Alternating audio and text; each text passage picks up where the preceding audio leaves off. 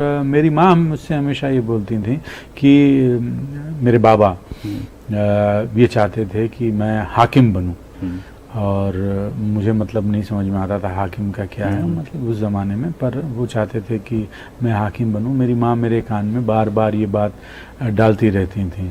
तो फिर जब समझ में आया कि हाकिम का मतलब एक बड़ा ब्यूरोक्रेट होता है, सिविल सर्विसेज होता है, यूपीएससी होता है, और फिर जो ये अंजाम में मैंने देखा अपने साथ के लोगों को, अपने से सीनियर्स को ये करते हुए, तो ये तो लाजमी था कि इम्तहान देना है। सर जेएनयू की बात आई है तो जेएनयू की जब भी जिक्र आता है तो विवाद अपने घूमने लगते हैं जहन में।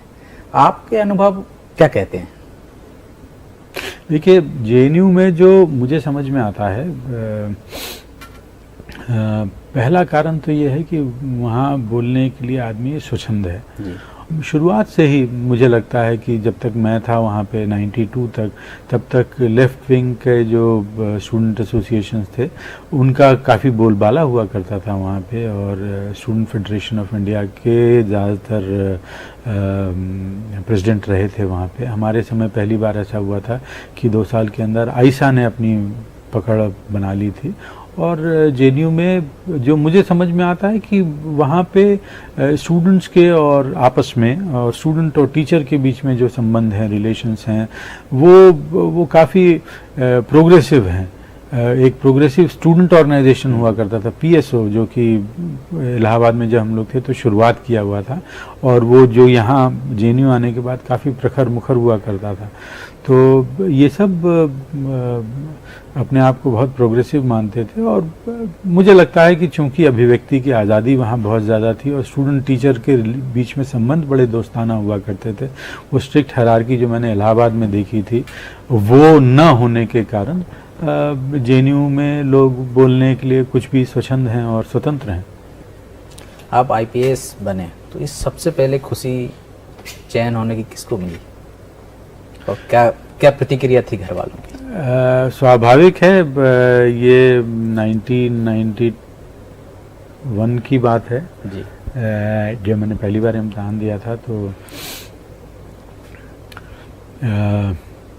जो रिज़ल्ट आया था, तो रिज़ल्ट जो है, चूँकि हम लोग दिल्ली में ही रहते थे और धौलपुर हाउस जो है वो हम लोग 615 नंबर की बस लिया करते थे, जो कि जेएनयू से, पूर्वांचल हॉस्टल से मिंटो रोड जाया करती थी, और वो पृथ्वीराज चौहान रोड और जनपद पे जहाँ क्रॉस करती थी वहाँ हम लोग उतर जाते थे। वहाँ से वॉकिंग डिस्टेंस हुआ करता था, करीब 10 मिनट का वॉक हुआ करता था, जो धौलपुर हाउस यूपीएससी लेकर के आया करता था।